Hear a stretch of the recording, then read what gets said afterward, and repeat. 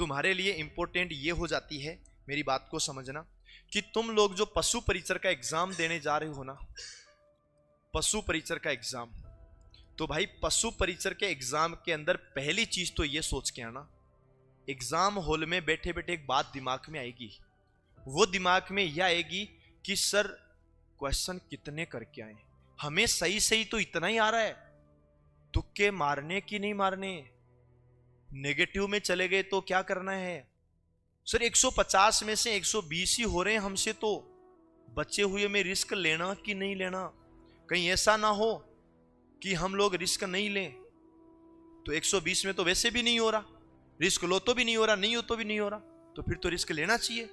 तो ऐसे तमाम सवाल तुम्हारे दिमाग में आएंगे, तो तुम्हें दो चीजें दिमाग में रखनी है, क्या हमसे होशियार कोई और भी है, हमसे ज्यादा पढ़ने वाला कोई और भी है, अगर है तो हमारे 120 हो रहे हैं ना, उसके ज्यादा ही हो रहे हैं, समझ गए।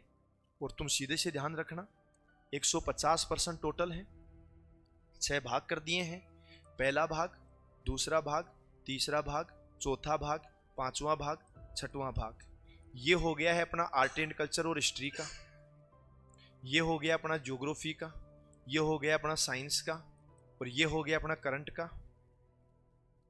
करंट की डेली क्लास चल रही है, लक्ष्य क्लासेज उदयपुर के मेन चैनल पे, और ये हो गया मैथ्स का, और ये हो गया अपना पशु विज्ञान का। देखो पहली चीज, इस सब्जेक्ट को कोई नहीं छोड़ रहा, सब पढ़ रहे हैं क्योंकि भर्ती इसी की, इसको इसको इसको इसको कोई नहीं छोड़ रहा। सबसे डरावना कौन है? मैथ्स।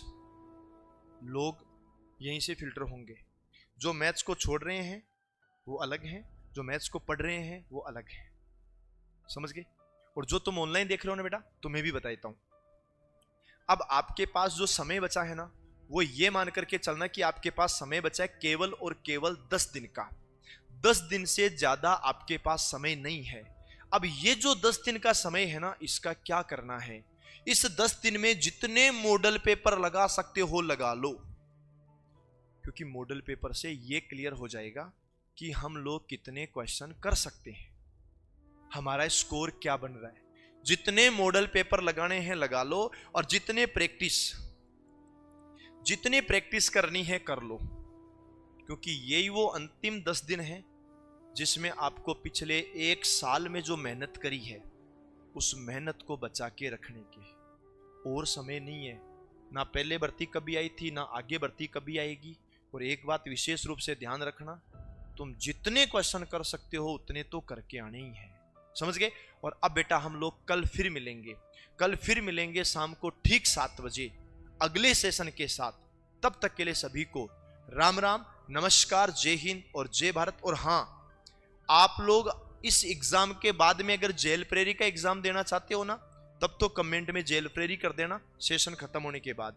एसएससी जीडी देना चाह रहे हो तो एसएससी जीडी कर देना, और दोनों देना चाह रहे हो तो दोनों कर देना। आज का सेशन कैसा लगा वो भी बताना।